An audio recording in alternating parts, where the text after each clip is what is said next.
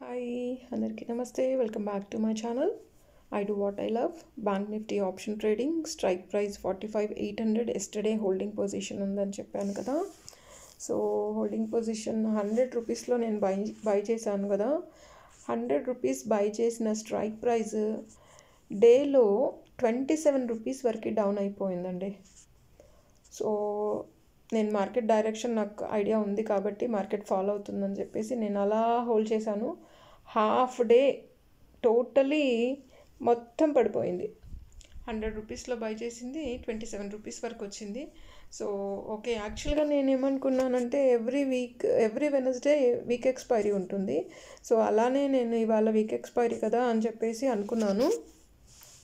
But ఇది month ending కదండి, రేపు 29 కదా. సో మంత్ ఎక్స్పైరీ థర్స్డే ఉంటుంది అన్ని ఫ్యూచర్స్కి కూడా. సో ఈవెన్ నిఫ్టీ కానీ, బ్యాంక్ నిఫ్టీ కానీ, స్పిన్ సర్వీస్ కానీ అన్ని ఫ్యూచర్స్ థర్స్డే రోజే ఎక్స్పైరీ ఉంటుంది. సో రేపు ఎక్స్పైరీ కాబట్టి సరే చూద్దాము, ఇంకాసేపు హోల్డ్ చేద్దాం అనేసి హోల్డ్ చేశాను. సో అలా డౌన్ సైడ్ 27 రూపీస్ వరకు వెళ్ళింది. ఆ సమయంలో నాకు అనిపించింది, ఇంకా మార్కెట్ వాచ్ చేస్తున్నాను కాబట్టి okay market direction down side ఉంది. సో ఇది డే ఎండ్ వరకు హోల్డ్ చేస్తే వచ్చేస్తుంది అని చెప్పేసి అనుకున్నాను. ఎగ్జాక్ట్గా అదే జరిగింది. సో ఆఫ్టర్నూన్ వరకు అసలు మూమెంట్ రాలేదండి. ఆఫ్టర్నూన్ వరకు కూడా లైక్ 44, 55, 60 అలా వచ్చింది. ఇంకొకసారి 60 బ్రేక్ అయ్యి అప్ సైడ్ వచ్చింది. అయితే డే హై 234 రూపీస్ వరకు వెళ్ళిందనమాట. 234 రూపీస్ అంటే నేను అక్కడ క్లోజ్ చేయలేదు, ఎందుకంటే మార్కెట్ ఒకసారి జంప్ వచ్చినప్పుడు మనం క్లోజ్ చేయలేదు అనుకోండి, మళ్ళీ ఆ ప్రాఫిట్ మళ్ళీ నెక్స్ట్ అటెంప్ట్కి రాదనమాట.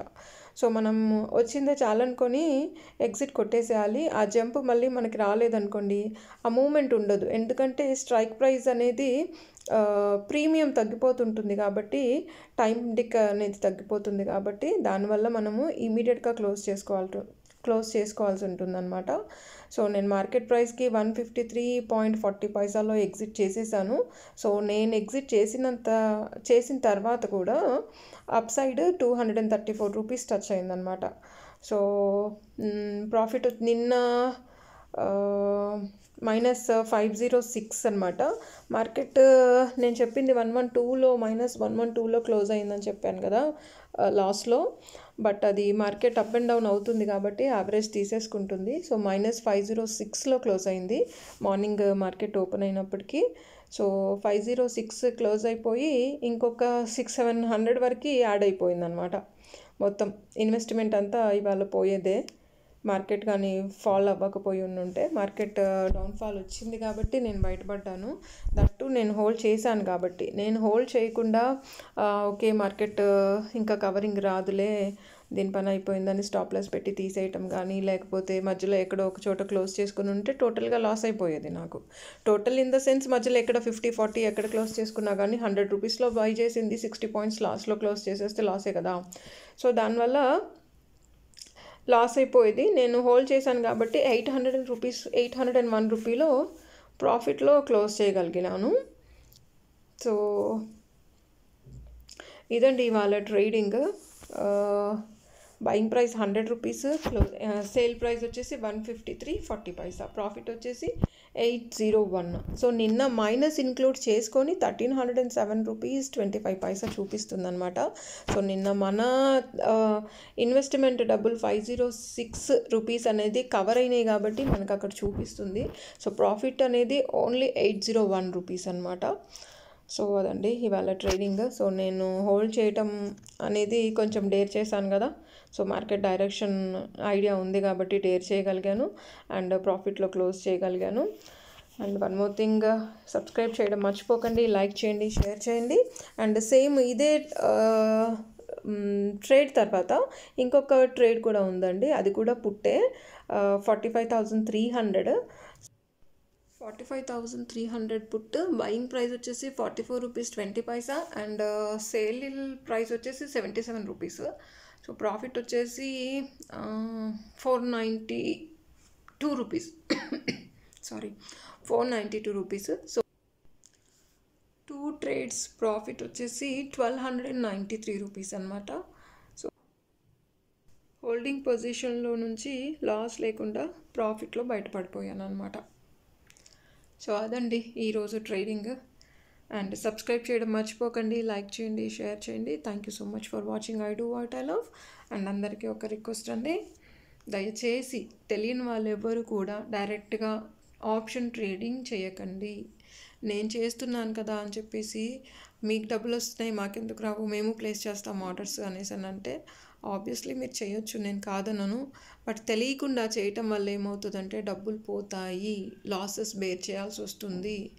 తెలియని వాళ్ళకి నేను చెప్తున్నాను, తెలిసిన వాళ్ళు మాత్రం హ్యాపీగా చేసుకోవచ్చు, ఎందుకంటే వాళ్ళకి ఐడియా ఉండే మార్కెట్లోకి దిగుతారు కాబట్టి వాళ్ళు హ్యాపీగా చేసుకోవచ్చు. తెలియని వాళ్ళకి నేను చెప్తున్నాను, తెలియకుండా ఆప్షన్ ట్రేడింగ్ చేయకూడదు. అండ్ ఆప్షన్ ట్రేడింగ్ అనే కాదు, ఈవెన్ ఫ్యూచర్ ట్రేడింగ్ కూడా చేయకూడదు.